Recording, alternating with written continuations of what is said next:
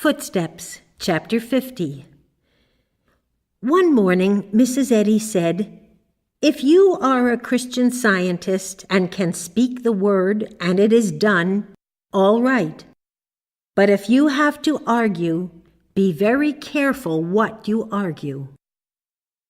This quotation recalls the statement in Science and Health, page 454, quote, "Remember that the letter and mental argument are only human auxiliaries to aid in bringing thought into accord with the spirit of truth and love, which heals the sick and the sinner." Unquote. Healing by the Spirit means that one is in a state of mind where the unreality of all things material, or the fallacy of mortal belief, is so self-evident that one need not bring oneself by the letter or the ladder of argument into that state of mind through which God heals. If, on the other hand, thought needs this initial adjustment in order that it may reach the scientific standpoint, which is the healing point, it is more or less labor, a tiresome journey. Thus, the student is constantly tempted to use a formula, the letter without the spirit, which degenerates into vain repetition or a superstitious faith in the efficacy of mere words or phrases used over and over again.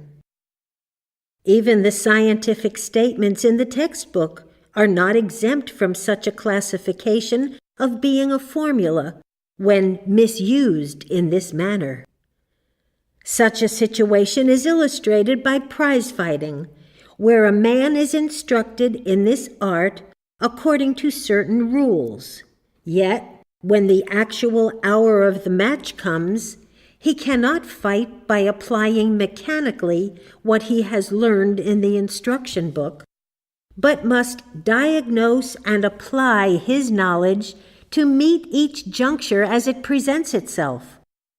If he fought according to a campaign formulated in advance, he would not be allowing for the exigencies of the moment.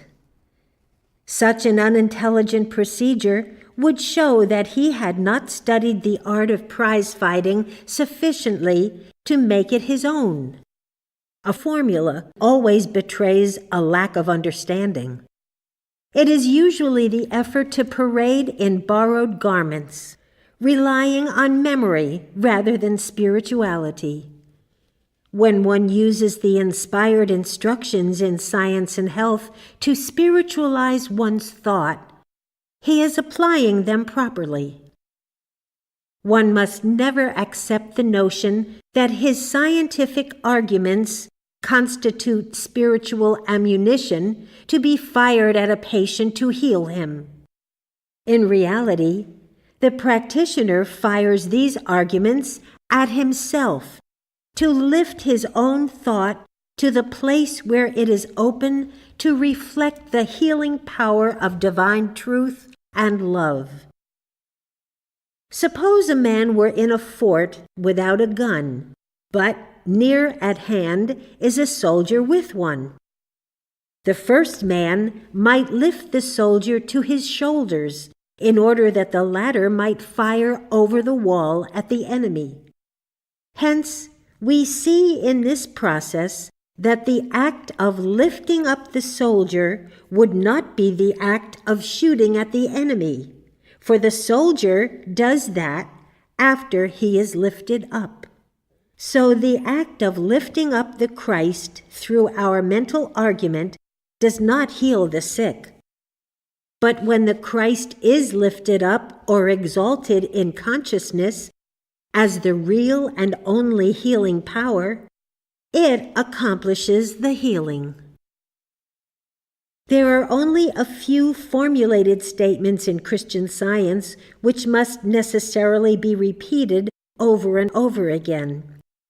Therefore, it is a mistake to use these as formulas and believe that, of themselves, they heal the sick.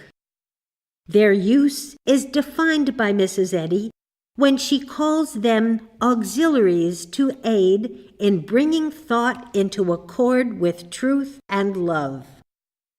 Hence, we have Mrs. Eddy's admonition that if we use argument in the healing work, we should be careful what we argue and what we try to accomplish through the means of argument.